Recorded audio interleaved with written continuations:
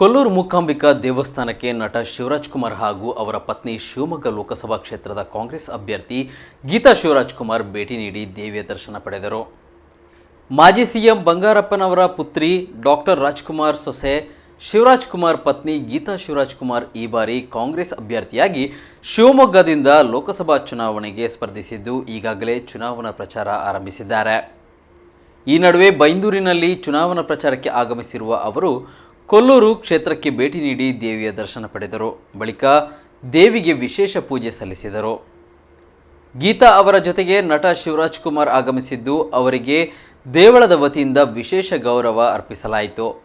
ಈ ವೇಳೆ ಸಚಿವ ಮಧು ಬಂಗಾರಪ್ಪ, ಮಾಜಿ ಶಾಸಕರಾದ ಗೋಪಾಲ ಪೂಜಾರಿ, ಬಿಎಂ ಸುಕುಮಾರ್ ಶೆಟ್ಟಿ ಉಪಸ್ಥಿತರಿದ್ದರು.